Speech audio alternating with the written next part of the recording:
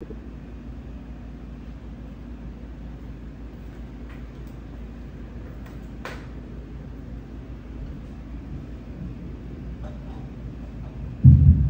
the highest honor, thanksgiving, power, and glory belong to Jesus.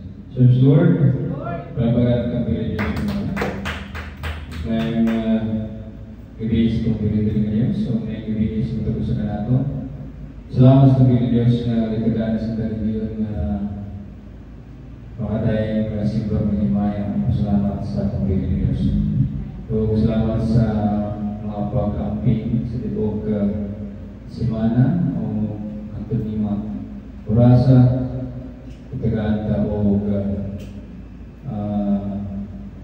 protection sa pagpili ng Diyos o kayo sa sakit o balantiyan.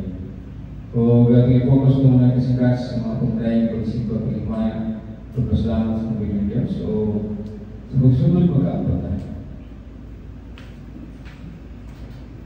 Madalay mo yung mga mga Diyos ng palaan the years of pinag-ibig buat selagi ito siya. Diyos ng Abraham, Diyos ng Isaac, Diyos ng Jacob, Diyos ng Bebet, Diyos ng Israel, Diyos ng Sangga, sa aking church, hallelujah. Ngayong gabi, mga sa Panginoon Diyos, salamat o Diyos, hallelujah. Sa layong hindi sa mga pinag-ibig Diyos, ngayong magyakit ka na mo, para kami magpadayan sa pagsimpo, pagdaing, maghimayang, pagpasalamat ka ni mo Diyos. Inawad Diyos, hallelujah. Hallelujah, ikaw na sa magkaliwalang karoon. Pagkuhaan mo, umabagad lang at sa kaway na nasa magkaliwala. Pag-usap mo Diyos, hallelujah. Ikan sa pagsulod, sa joyful song, solid song, hallelujah. Bisan pa sa Bible study ang ganda sa magwawali. Bisan pa sa mga members mo kailangan hangtod sa closing prayer, Diyos sa magkalimbahan. Ikaw, Diyos, magabag ka na mo. Mag-aamking protection. Ikaw, Diyos, hallelujah. Hallelujah, magabaan sa mga sakit kabalatian, mga sulat sa mga problema, pag-management sa sakit kabalatian. Kag sa kanya Diyos, kung may pinagkasaktihan, hallelujah. Pabalik kami, mag-gayari kami, hallelujah. Hinata Diyos, na mga pagkain, pagsimpa paghimayan, pagpasalamat kanimo, makabatis pa ang trono sa mga musikasa, mga musikasa, mga musikasa ng Diyos. And God, ang iyang isa, ligid sa lamatan, lamang madawat sa kamanang pangalan ng Jesus. All the highest honor, thanksgiving, power, and glory belong to Jesus. And in Jesus we pray, amen. Praise the Lord. Tinatag ng Levi Mami siya mag-lead sa praise of worship.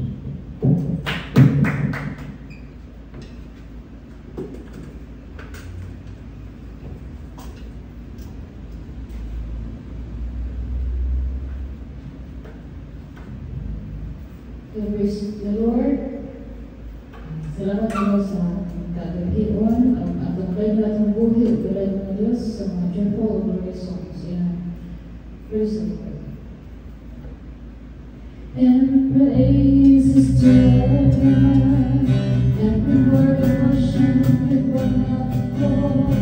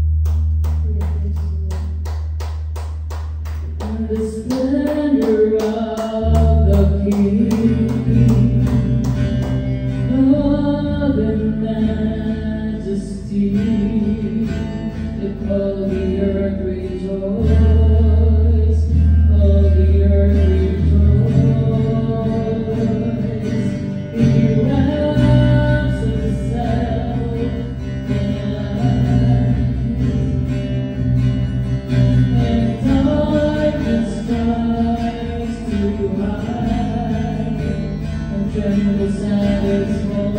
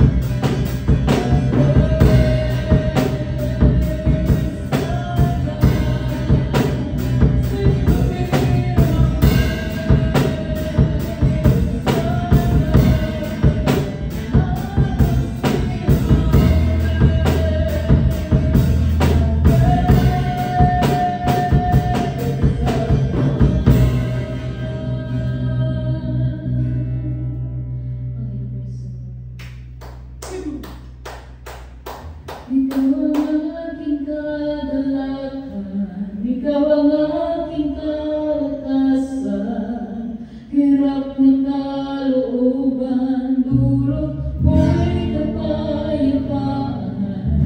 Di man kita makita, sa puso ko ay may ligaya, nagkakalang kumariyan ka.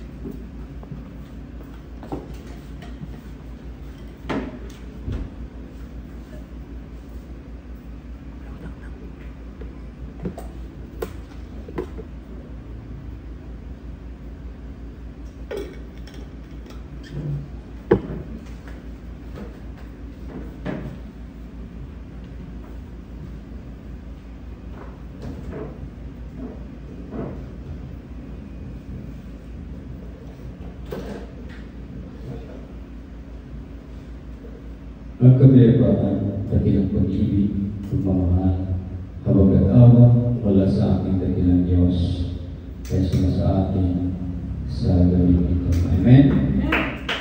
God the Lord, kalapatan natin ang pili ng Diyos. Salamat sa tubig ng Diyos. Thank you, beloved instrumentalist. Thank you, beloved songwriter, beloved Mami.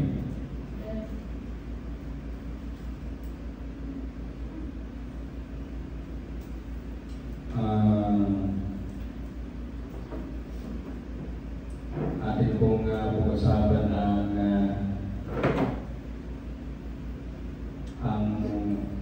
holiday, no? Yung holiday natin ngayon ay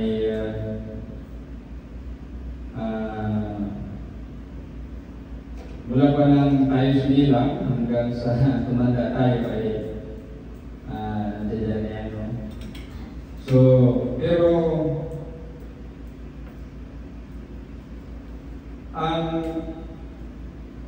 ang mga ritual ba sa pagpapahirap sa katawan ay kaya-aya sa ating buhay ugaling ng Diyos. Yung buong ano ngayon eh, buong Pilipinas, nagulita ng Holy Week yung mga Kristiyano.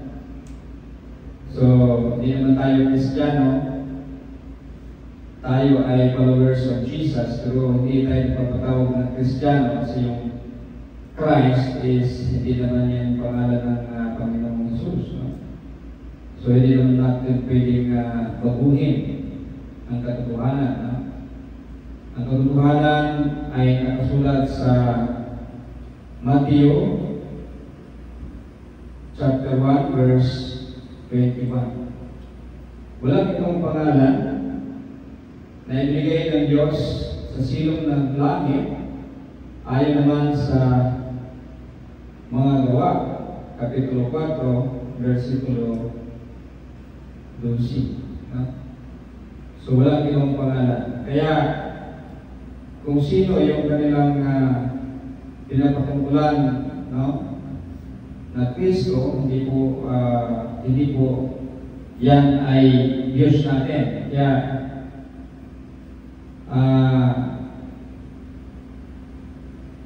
pagka sinabi ni former President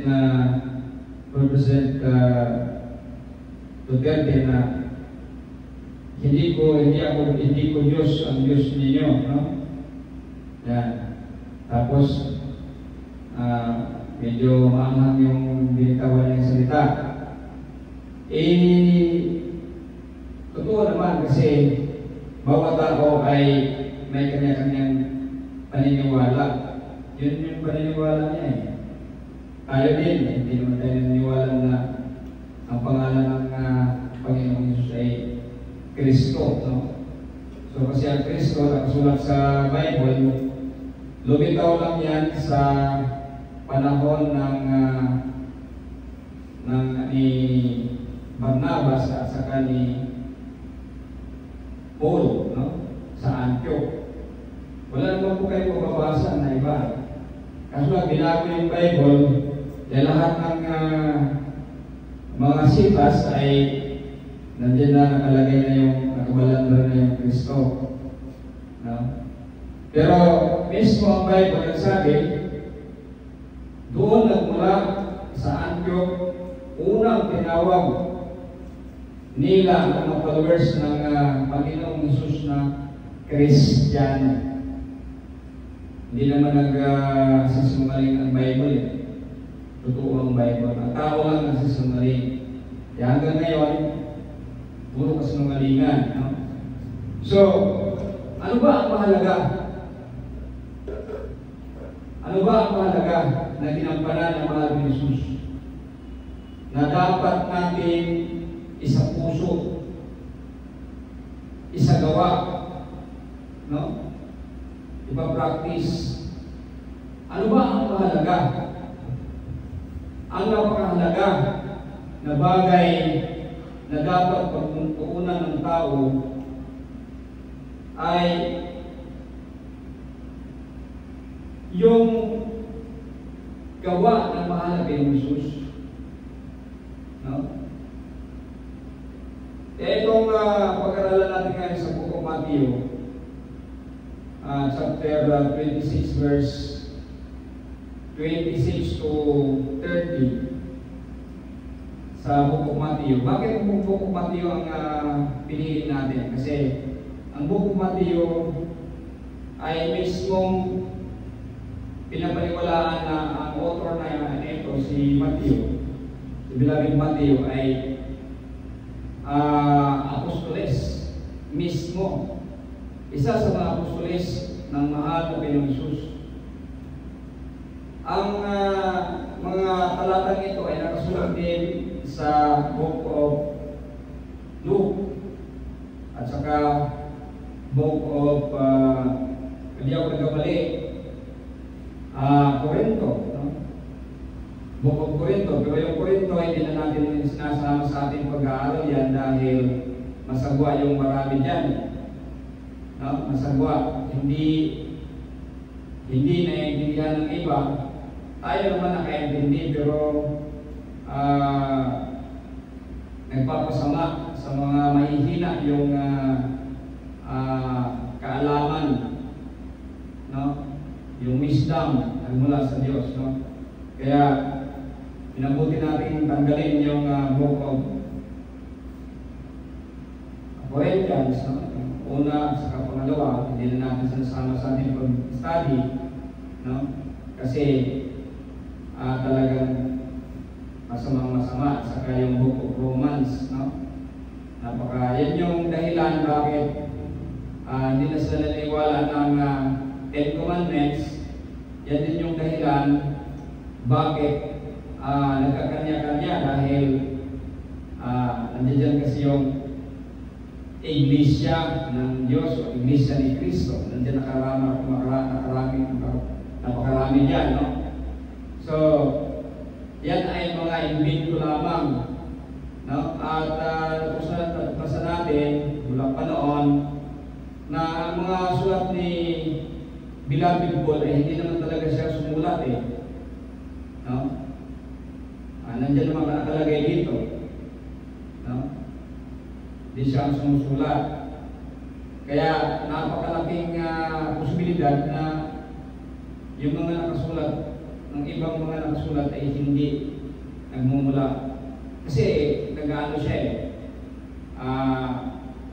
nagagawin ng windam, no? Iba-iba yung nagkakagulo. Marami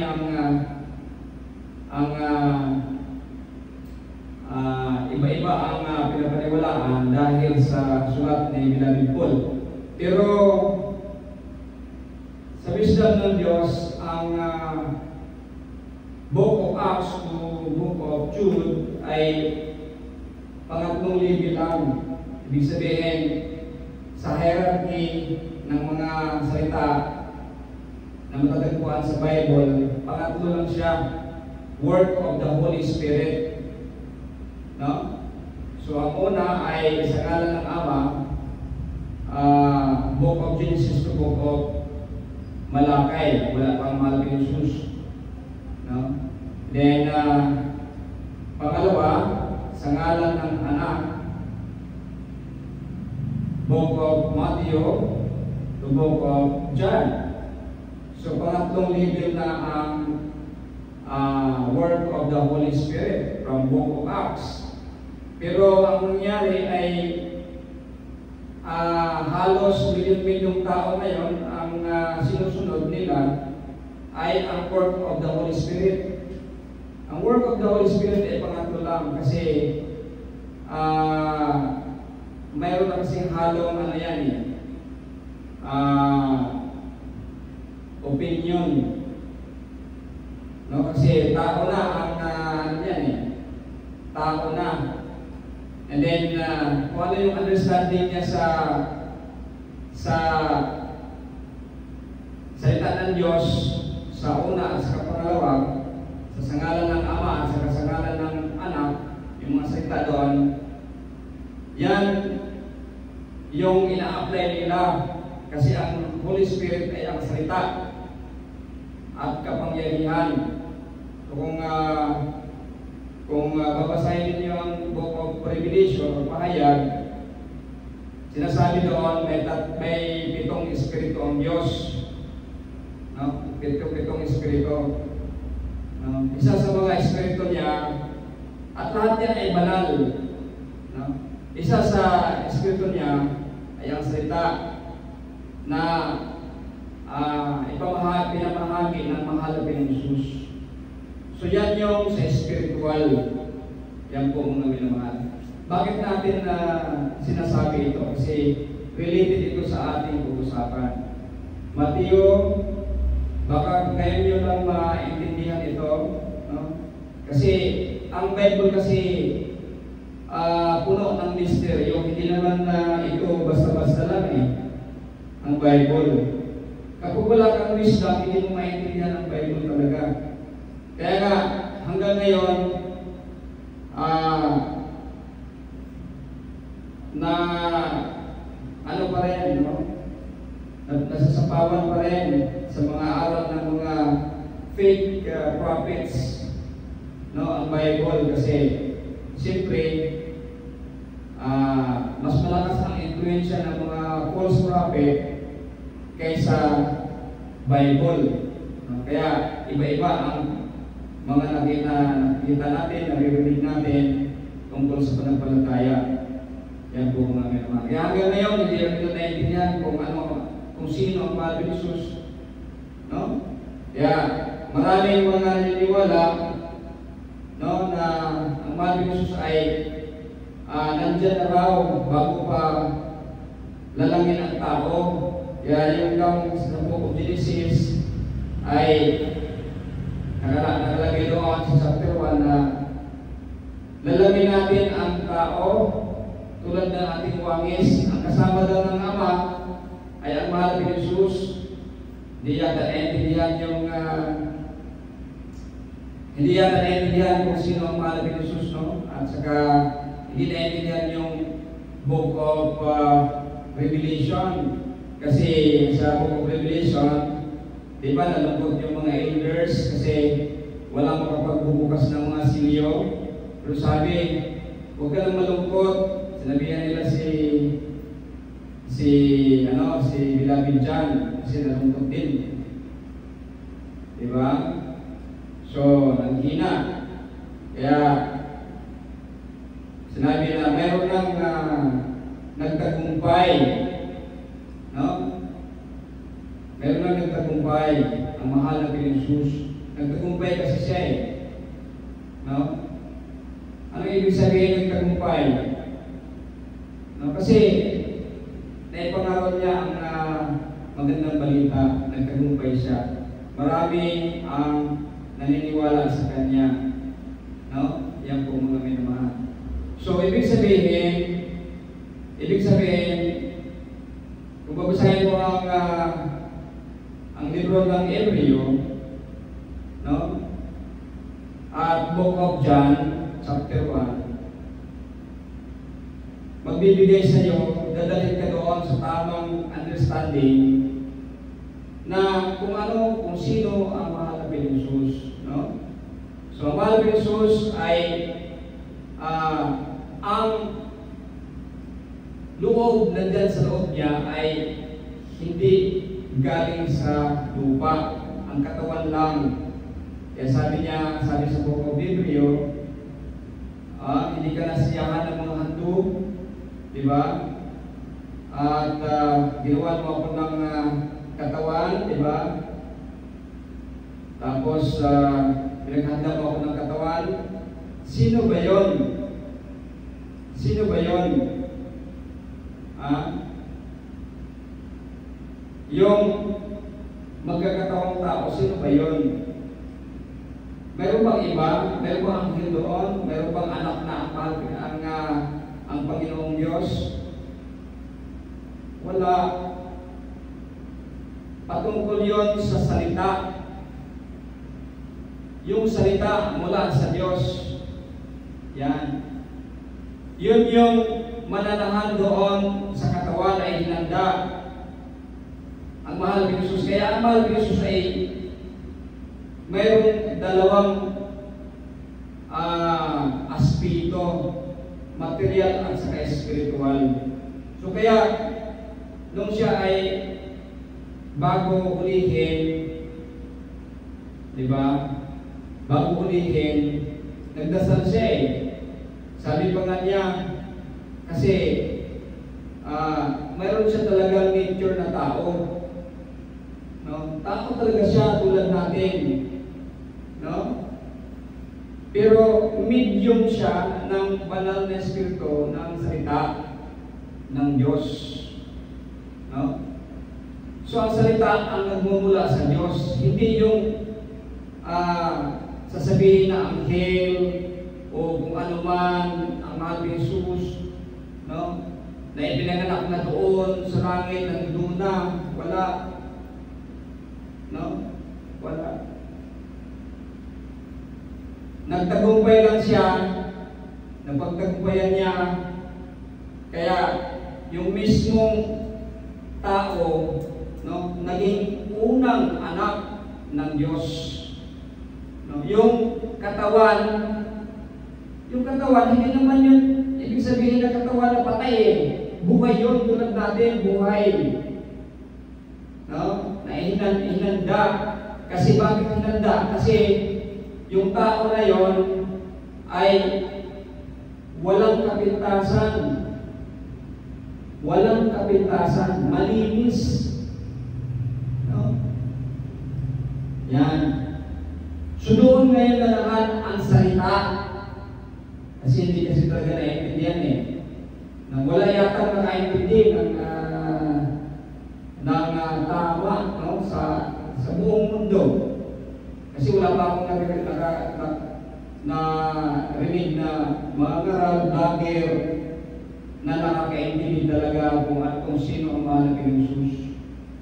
No? So, yan po mga minamahal, no? So, yun po ang naging ganap, no? Na anak, kauna-unahang anak ng Diyos kasi napagtagumpayan niya eh. No? Yung mission niya. No? Kasama niya ang banal na espiritu. Ano ang banal na espiritu ang salita? Yun yung pinangaral niya.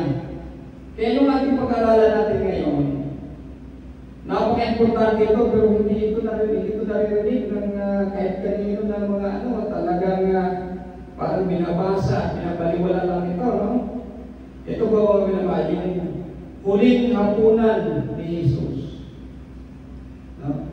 Kaya, nagisip ang mga tao, itong pinaka-importante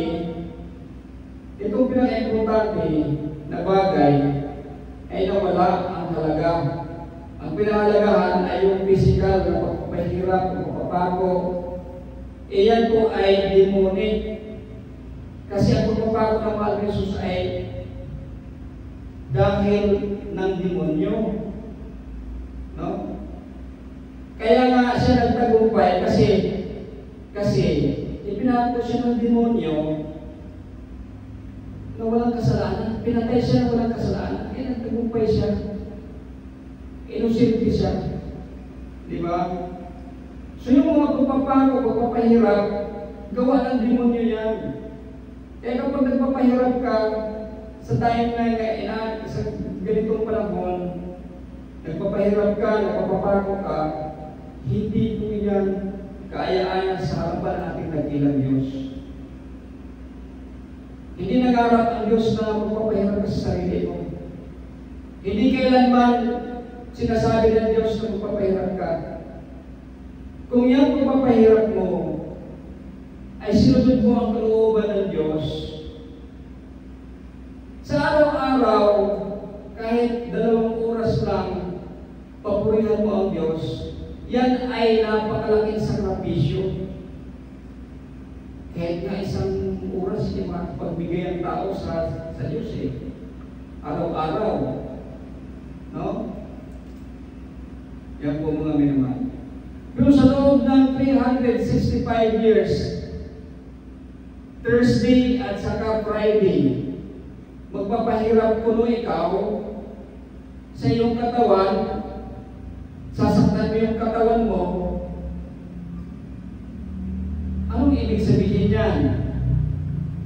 Kalooban ba ng Diyos yan? Hindi. Although hindi naman tayo naninira, ano nila yan? Kumbaga, choice nila yan, no?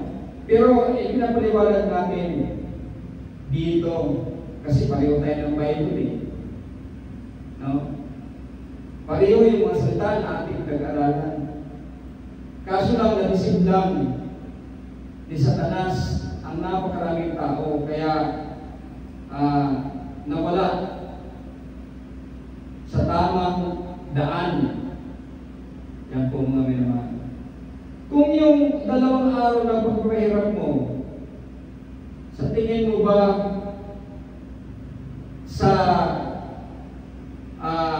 363, 2 araw lang kasi sa isang taon eh. No? Puro kawalang hiyaan ang ginagawa mo. Ano ang mas maganda? Araw-araw kang magpuri ng 2 oras o 1 oras sa ating dakilang Diyos, o sa 2 araw lang kwintahin mo yung sakripisyo mo 2 oras bawat araw, kwintahin mo yan sa isang buong taon.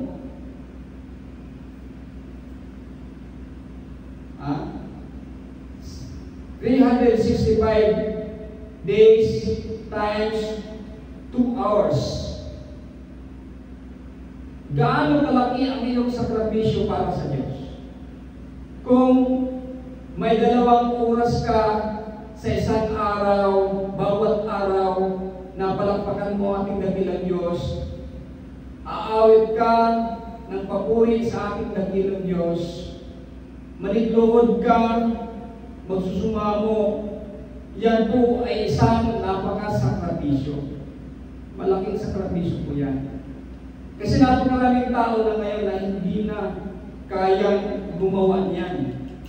Kahit 1 oras, kahit 15 minutes, hindi na kaya nilang ibigay. Lalong-lalo na ngayon dahil sa internet. Yan po mga minamahal. Ano ba ang turo ng mahal ni Jesus bago siya ibinako sa Diyos? Ito po yun. Huling hapunan ni Jesus. Ito pong huling hapunan mga minamahal ay napaka-importante, kaya bawat pagsamba natin ay ginagawa natin yung symbolic. Yung kumakain tayo ng bread, tinapay na maliit, at uminom tayo ng kunting grape juice, nagsisimbolo po yan sa mahal na Jesus. Ano ba ang nagsisimbolize niya? No? Basahin po natin mga minamahal. Kasi nililibig lang ito eh. No? Kasi hindi naman talaga naiintindihan eh. Habang kumakain sila, kumuha si Jesus ng tinapay, nagpasalamat siya sa Diyos, at pagkatapos ay hinati-hati niya ito at ibigay sa mga tagasunod niya. Ito ba'y walang kwenta? Ito ba'y walang saysay? Ito ba'y parang kalukuhan lang? Kasi marami ngayon na hindi na nagpa-partake ng Lord's Supper, huling hapunan. yung nagsisimbolize ng muling hapunan. Ito kasi yung napaka-importante na moment ng time ng mahal ni Jesus, mga minamahal. Kasi magtatagumpay na siya. No? Although, yun nga, nung bago siya hulihin, nanalangin siya, sabi niya, ayaw pa niya, no? Sabi niya, keep this cup of suffering away from me. No, ayaw pa niyang iwanan, ayaw pa niyang pumanig sa langit. No? Yan po mga minamahal. Kasi nagtatagumpay na siya eh. Papunta na siya ng langit upang maging ganap na kauna-unahang maging anak. Kauna-unahang maging anak ng Ama. Yan po mga minamahal. No? So,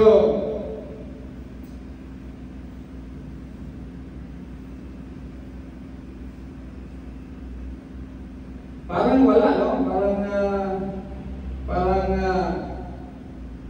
ordinaryo lang, no? Pero napakalaki ang ano nito mga minamahal, no? Yung nakatagong misteryo. No? So, sabi dito, sinabi niya, kunin ninyo at kainin ito ang aking katawan, yung bread, ang aking katawan. Pagkatapos, kumuha siya ng inumin, nagpasalamat sa Diyos at ibigay sa kanila. Sinabi niya, uminom kayong lahat nito, dahil ito ang aking dugo na ibubuhos para sa kapatawaran ng kasalanan ng maraming tao. Ito po mga minamahal. So, itong time na ito ang napaka-importante ng mahal ni Jesus. Kaya nga, nag-iwan siya ng memory. No? At ito'y sinasabi niya, do this in remembrance of me. Yan po mga minamahal. Ito yung talagang napaka-importante po mga minamahal. Kasi dito po, kumbaga, yung time ng sacrifice, yung sacrifice, pinapamulat yung sacrifice na unang paglilinis, no? Pag ipako na siya, no? Lilinisin sila. Bakit mayroong simbolo ng pagpapakain at pagpapainom? Ano ba ang patungkol nito? Ano ba ang kahalagaan nito? Kasi nga, lilinisin ng tao. Lilinisin na sila. No? Lilinisin na. At mismo sa panahong iyan na sila ay lilinisin, yan po mga minamahal. Taglay na nila. Ano ang ipinapakain at pinapainom?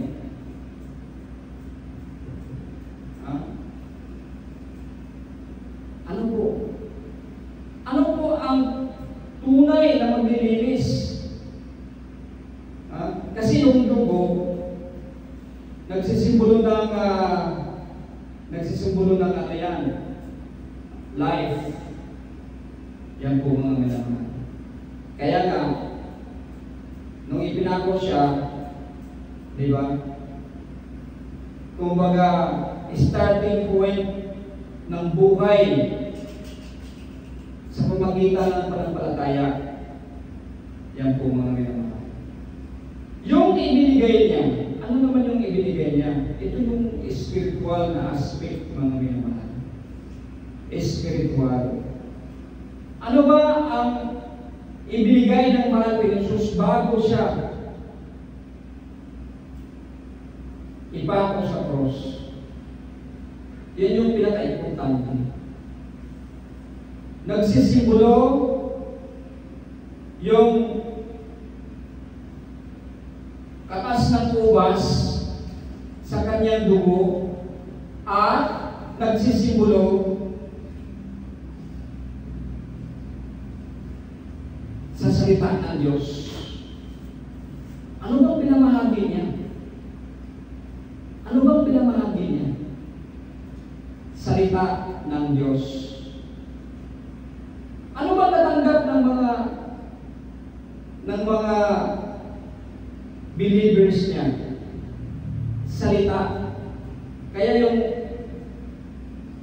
yung katas ng ubas ay nagsisimbolo yan ng salita ng Diyos. Yan po mga minamahal. Kaya yung huling hapunan ay napaka-importante po yan. Kasi ibinigay ng mahal ni Jesus ang mga salita. Yan po mga minamahal. Ano ba ang nagbibigay buhay? Nagbibigay ng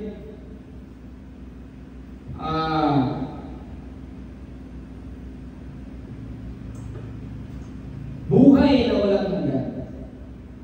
Ano ba ang nagbibigay ng buhay na walang hanggan? Ano ba ang nagsiship up ng tao? Ano ba ang nagmumul ng tao? Ang salita na kanyang pinakamahal. Ang salita na ating pinapaniwalaan, ating pinapanampalatayaan. Yan po yung pinaka-importante sa atin. Hindi po physical, kundi spiritual. Yan po mga minamahal. Kaya yung katas ng ubas ay nagsisimbolo ng salita ng kataas-taas ng Diyos na ipinamahagi ng mahal na Jesus sa lahat ng naniniwala sa Kanya. Sa lahat na nakarinig, naniniwala, nanampalataya. Ano naman yung tinapay? Ano naman yung tinapay? Yun yung katawan. Yung presensya ng mahal ni Jesus, yun yung katawan. Sa pamagitan ng katawan, na ipamahagi ang salita ng ating dakilang Diyos. Yan po mga minamahal. Sakripisyo, yung katawan, yung material na pinanahanan ng banal na Espiritu na salita, yun yung naging daan upang may pangaral ang salita na nagbibigay buhay sa bawat isa na sumasampalataya. Yan po mga minamahal. Kaya napaka-importante po na malaman natin ang katotohanan tungkol sa huling hapunan. Hindi lang po ito kwentong kutsero, hindi lang po ito walang kwenta, kundi ito'y napakahalaga dahil dito ang espiritual na bagay na pinaghirapan ng mahal ni Jesus. May isang puso natin at ito ay magiging may kabuluhan sa atin. Yan po mga minamahal. So napaka-importante po mga minamahal ang huling hapunan ng mahal ni Jesus. Kasi diyan po ang final, diyan po ang patutuo na nagtagumpay ang mahal ni Jesus. Kaya nga, yung pagbabahagi niya, ibig sabihin, di ba? Kaya nung nasa cross na siya, sabi niya, it's finished. No? Yan po mga ginawa. Kasi, kasama yan eh, yung pagbabako, di ba? Kasama yan eh. Na part yan sa kaligtasan kasi yun yung kumbaga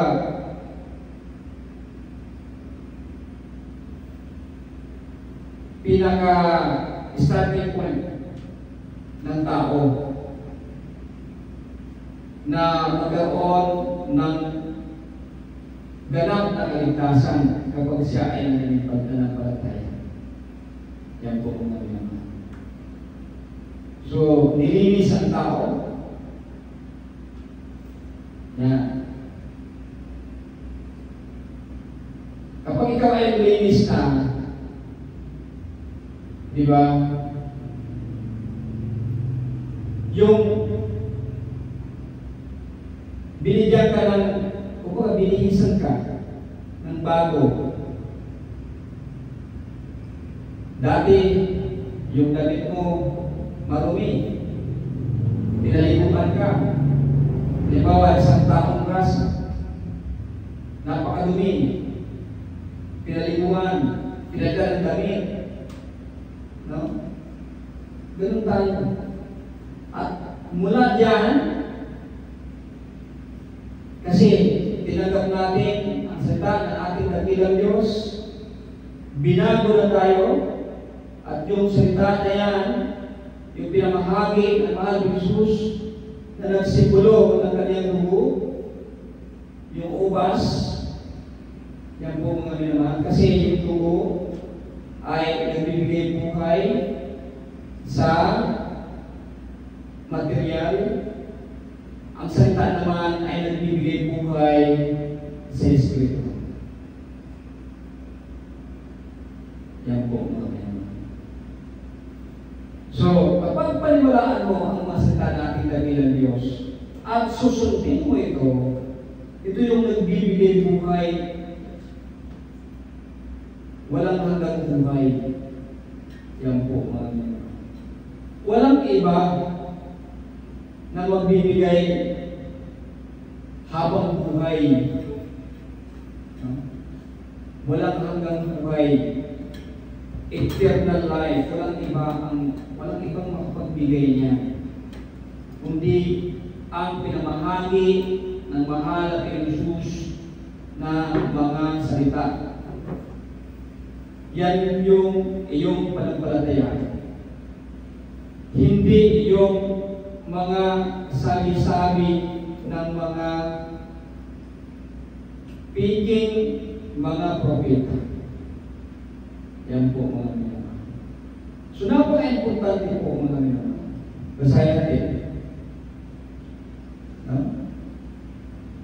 Uminom kayo lahat nito dahil ito ang aking dugo na ibinuhos para sa kapatawaran ng kasalanan ng maraming tao. Katibayan ito ng bagong kasunduan ng Diyos sa mga tao. Ito po mga yan. Kaya yung sinabi natin kanina, yun yung starting point.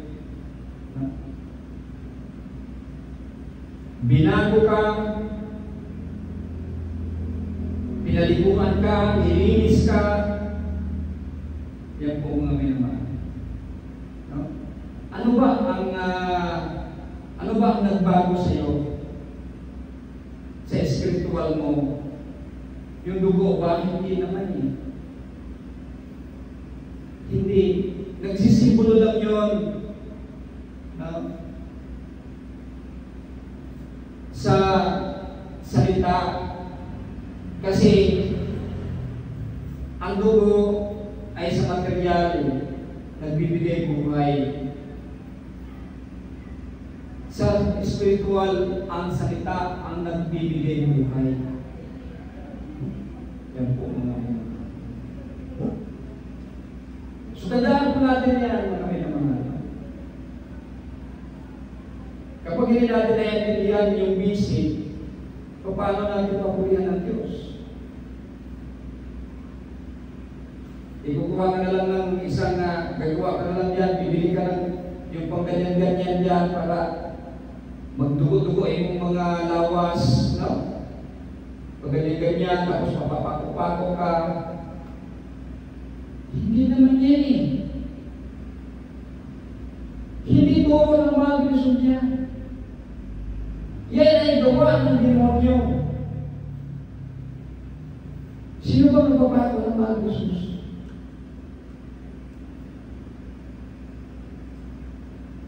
Sino bang nagsampa, nagdunggab, nagbunal? Ha?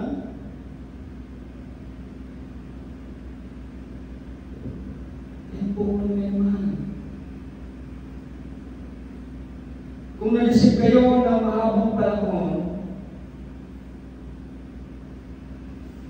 katakutan po ninyo mga minamahal, yung mga namatay na, kawawa sila, no?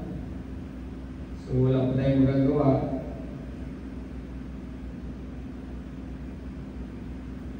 Kasi marami namang pagkakataon siguro na nagbigay ang Diyos ng mga ngaral, no? Para sa pangaralan, pero talagang siguro ay hindi sila naniniwala, tulad din sa ating panahon ngayon, no? Kahit pa nga, yung sinasabi ko, kahit na luluhod ako mula dito hanggang sa Cebu City, magluhod ako maglalakad, nakalugod. Kahit gawin ko yan, walang maniniwala sa akin. Yan po. Ganon ka sirado ang puso at isipan ng taong ngayon. Yan po mga ngayon. So, tandaan natin, kung ngayon lang ninyo narinig ang pangangaraw na ito, ang katotohanan na ito, pasalamatan ninyo ang Diyos. Ang salita ay katumbas ng dugo na nagbibigay buhay. Ang dugo ay nagbibigay buhay sa material. At ang salita ng Diyos ay nagbibigay walang hanggang buhay dito sa langit. Yan po mga mga. So,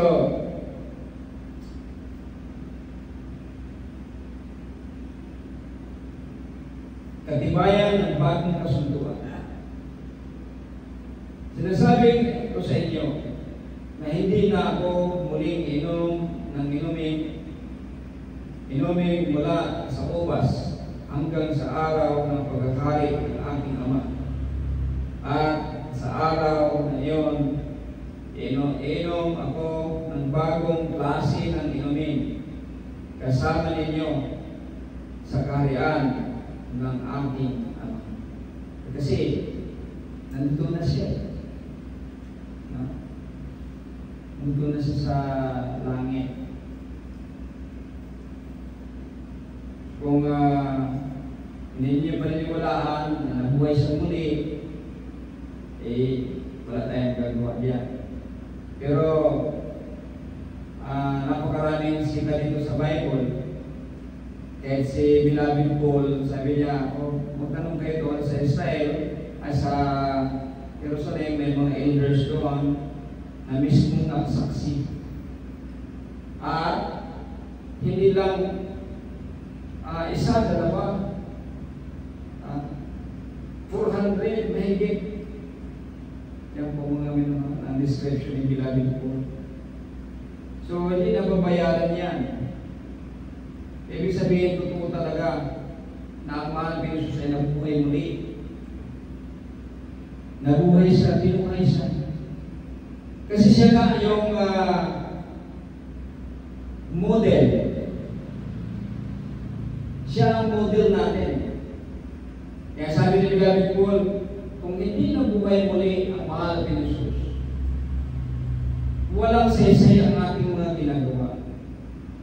Walang saysay ang pagsisikap sa pagsunod sa salita ng ating dakilang Diyos, mamuhay ng nasa katuwiran, mamuhay lalakad sa liwanag, kung hindi totoo na ang mahal na Jesus ay binuhay o nabuhay muli. Para ano? Yan po mga minamahal. So, ibig sabihin totoo kasi masyadong malapit pa sa mga pangyayari noon eh. Yung nagsasalita si David Paul at saka yung mga mismong nakasaksi ang mga beloved apostles at disciples. No? So, hindi lang na kung tutusin kahit na ang salita ni beloved Paul sapat na kasi hindi naman siya noon believers na mahal pinagsusong buhay pa siya eh. Di ba? So, sapat na yan eh. Napaniwalaan na ang Jesus ay nabuhay muli. Yan po mga minamahal. Na mayroon talagang buhay na walang hanggan. Mayroong langit, tinitirhan ng Diyos, yung lugar na pinuntahan ng mahal na Panginoon. Yan po mga minamahal. Kaya, pagbulay-bulayan natin at masigasig pa tayo, no? Magmainipin pa tayo sa ating pananampalataya. Magsikap pa tayo. Wala natin ang ating mga kakulangan. Kung natin hayaan na malayo tayo sa ating dakilang Diyos, isipin natin ang buhay na walang hanggan. Dito sa mundo, napakataas na sa ating henerasyon ngayon ang 70 years. Eh kapag nasa 70 ka na, medyo malapit na yung buhay mo. No? Kaya, ano ang dahilan bakit hindi mo paniniwalaan ang mga salita na nagbibigay buhay, walang hanggang buhay, tulad ng mahal na Panginoon? Awitan natin ang Panginoon.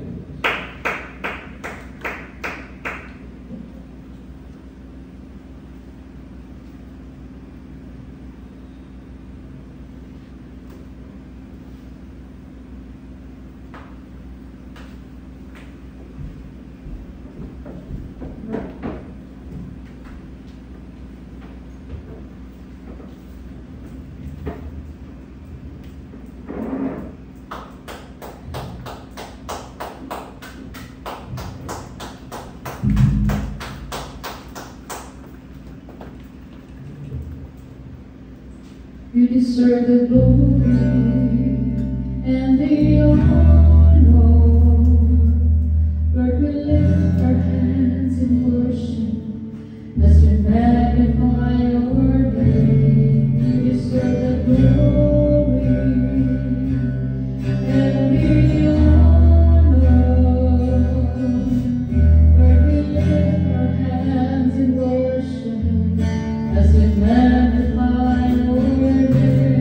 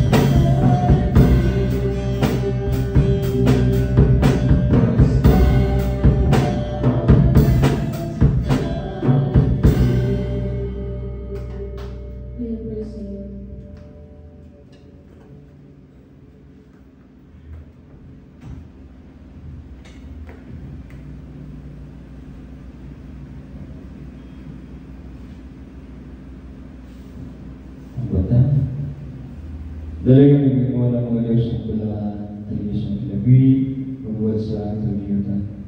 Diyos ng Abraham, Diyos ng Isaac, ng Jacob, Diyos ng Petros, Diyos ng Israel, Diyos ng saan magaan sa ating church, hallelujah. May gabi, yung pinakamamahal na Ama sa Panginoon Jesus. Salamat o Diyos, sa laing gayon ng kami, yung magitagaan ng gayon ng mga Panginoon sa mga pulong mo Diyos, hallelujah. Ginoo na Diyos, sa mga pulong, ang talinghugan, di mo lang magkawang kay Jesus, ang kasang pinimagamit sa mga kinabiuyan sa mga tumuto. Mga patasi, magbalik nun, magkatugang sa mga pagsalikat niya. Mga tutlog ka na mas pag-ibugmag ka niyo, mapagsunod sa mga dalaan kabuto. Kung sa mo Diyos, hallelujah, hallelujah, ikaw Diyos, hallelujah, hallelujah, dasi ka na mo, kung magtutugan na mo sa pagbulutan mo Diyos, hallelujah, sa mga pagkinabuhigan. Kaya kayo pasakya Diyos. Tuloy kami sa pag-inigugmay, pag-insagay, pag-respetuhay. Sa tibok pamilya, tibok church, o sa tao na sa mga palibot yan, ay kayo pasakya. Agaga kapitan mo na yung Diyos, hallelujah. Pangunahan nyo, hindi mo kapitan mo na ikaw, kaya wala kami mahimok mo wala ikaw. Hallelujah. Ang kananggan, ang iapong isa, Diyos na mata, lawang kalawat sa kamanang Panginoon Jesus. All the highest praise, honor, thanksgiving, power, and glory belong to Jesus. In the name of Jesus we pray. Amen. Praise God.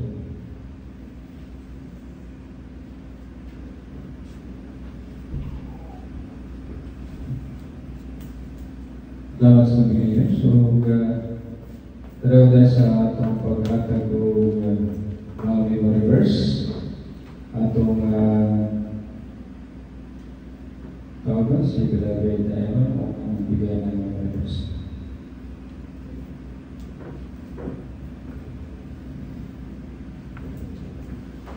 John 3 verse 19. For God sent His Son to the world, not to condemn the world, but to save the world through Him.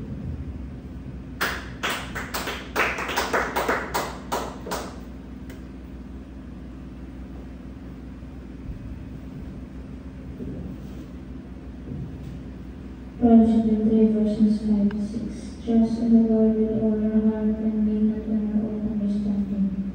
In all your ways acknowledge Him, and He will make the path.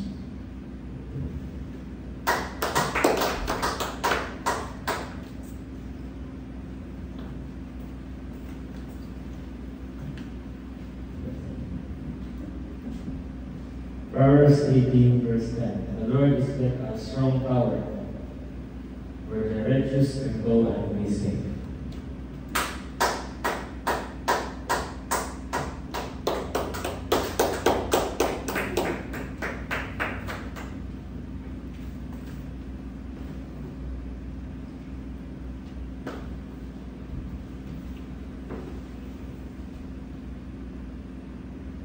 John 3:16. For God so loved the world that He gave His only begotten Son, that whosoever believeth in Him shall not perish, but have everlasting life. Amen.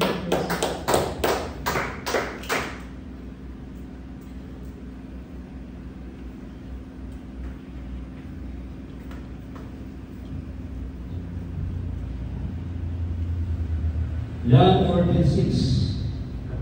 I am the way, the truth, and the life. No one can come to the Father except through me. God is Lord. Palapagan natin po yung Diyos. Salamat sa mga Diyos. Salamat sa kinaugan ng iyang kasi ng panibawang karoon. Salamat sa iyang pag-uban, pagdumo sa iyang gumong kalooy, panalangin, Salamat sa presensya, salamat sa kalakasan sa ating mga pangakawan, salamat sa kayo sa itinitiyan, na pinagtanan, hatag ka rin sa ating buhay ng Diyos. Pugubanan tayo sa buhay ng Diyos, ang pag-ugma, sa pagtrabaho, o ang pingan, profesyonan, sa pagkatulog, o ipamatas sa sumutago ng kayo sa disgrasya, sa kasakitan, o o kapadayon sa atong pagdayon, pagsimba, pagimaya, sa adlaw, ipapahulay mo. Amen? Happy Sabbath, Panginoon.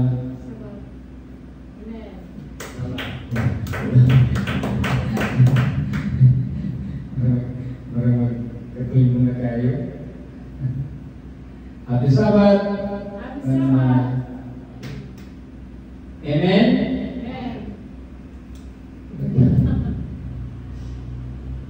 Praise the Lord. Berapa kali kami belajar semua? Puisi baru, kalau nanti kena kuando,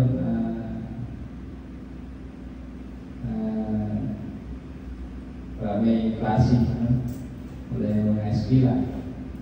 Salamat sa kanila sa atong buhay kita sa yang berbalik sa panibahon, padayon siya mag-ayos sa mga sekretaryan, masulat sa mga problema sa mga sekretaryan, kung magagawa sa pinanganon o matubag sa mga pagkain. Kaya ating level research siya ang mag-lead sa closing of prayer.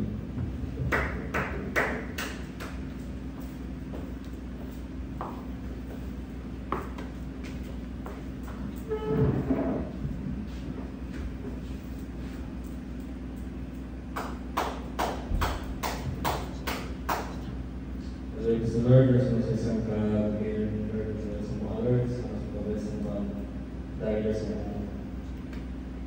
mga 30 worship Lord, sa mga kailangan para kami makadahil pa sa mga sa current, so we will learn sa mga verse of kami na sa mga Lord, na church, kami mga Jesus mo, kailangan natin sa kasing Lord, na sir, kami yung magaling sa Lord, o ilan yung member sa tingog ka